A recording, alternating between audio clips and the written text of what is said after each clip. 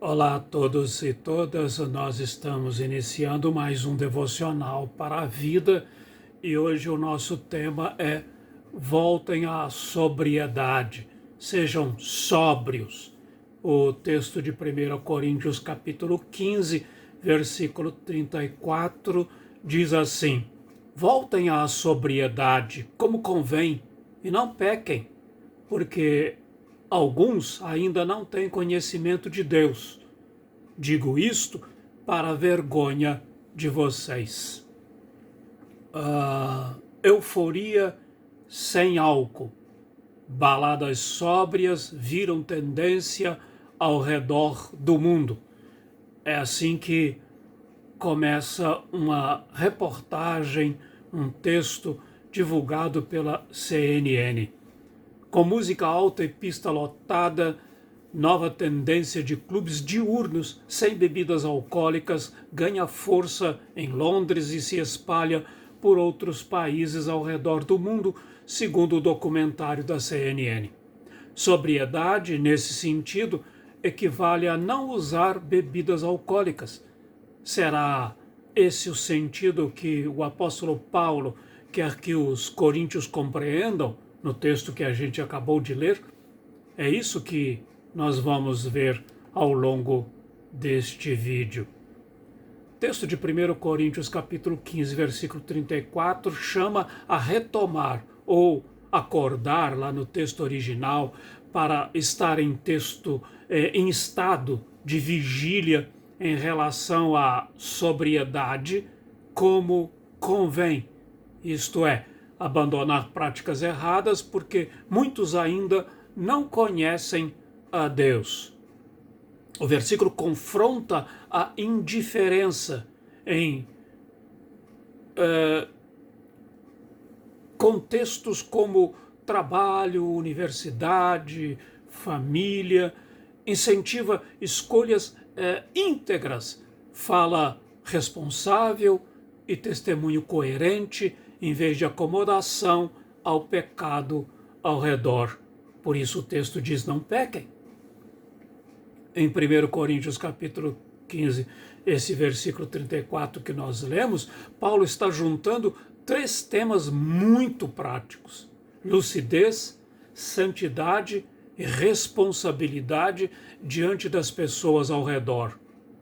Vigiai justamente aponta para uma vida de sobriedade interior.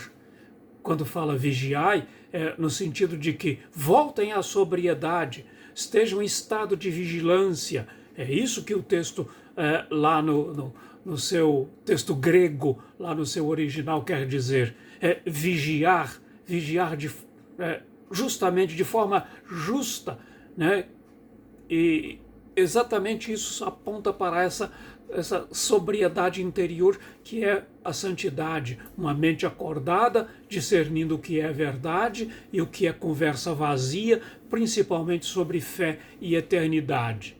Não é medo constante, mas é atenção consciente ao que se pensa, consome e decide. E não pequeis. E não pequeis mostra que doutrina e prática nunca se separam. Crer na ressurreição, na graça e no senhorio de Cristo precisa aparecer na rotina, nos relacionamentos, no trabalho, no uso do dinheiro, na forma de resolver conflitos. Pecado aqui não é só escândalo moral, mas também indiferença, acomodação, religiosidade sem transformação. Quando Paulo diz que alguns não conhecem a Deus, para a vergonha de vocês, para a vergonha vossa, expõe um ponto sensível. A incoerência do chamado povo de Deus pode esconder quem Deus é.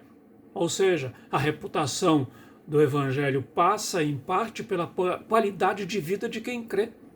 Sabedoria também aparece na rotina.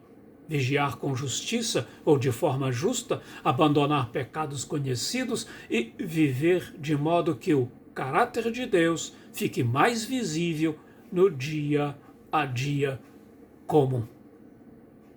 O texto que nós lemos mostra que Paulo liga sobriedade espiritual, santidade e testemunho exatamente diante de um mundo que ainda não conhece a Deus. Vigiar justamente e não pecar aponta exatamente para essa vigilância lúcida, não ansiosa, uma consciência acordada para a qualidade ou para a realidade da ressurreição de Cristo. Quem crê na vitória final de Cristo é chamado a viver já agora com uma seriedade santa que não se confunde com dureza, mas com alinhamento ao coração de Deus. Quando o apóstolo diz que alguns ainda não têm conhecimento de Deus, ele acrescenta: para a vergonha de vocês. Isso revela algo delicado. A incoerência entre fé professada e vida praticada pode obscurecer o rosto de Deus para aqueles e aquelas ao redor. Há algo mais profundo sendo formado aqui. A fé na ressurreição não é apenas consolo futuro, mas força presente para abandonar o pecado, tornar visível o caráter de Cristo, como já dissemos. A eternidade muda o peso do presente. Diante da ressurreição, a negligência espiritual deixa de ser detalhe e se torna omissão diante de um mundo carente do verdadeiro conhecimento de Deus. Neste texto nós somos chamados para vigiar. E isso, a gente já disse, pode ser compreendido em termos de saúde mental, como um convite à consciência emocional e à autorresponsabilidade. Esse estar sóbrio, que esse estado de vigilância lembra práticas modernas de atenção plena, nas quais pensamentos automáticos, ruminações depressivas, antecipações ansiosas são observados em vez de assumidos como verdades absolutas. Não se trata de reprimir sintomas, mas de reconhecê-los e, com a ajuda adequada, escolher as respostas mais saudáveis.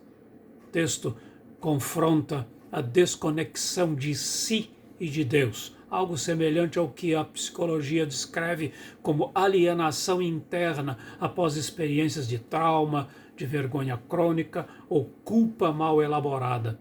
Caminhos terapêuticos podem incluir psicoterapia, suporte comunitário e práticas espirituais seguras que favorecem a integração entre fé e emoções.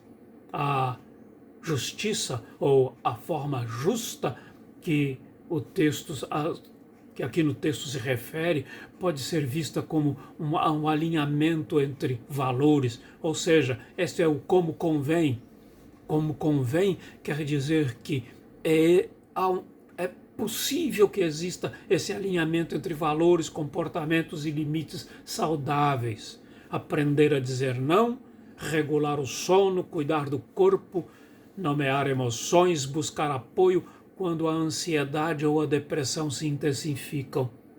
A fé, quando integrada de forma madura, não nega o sofrimento, mas oferece significado, esperança realista, motivação para processos de cura e mudança gradual.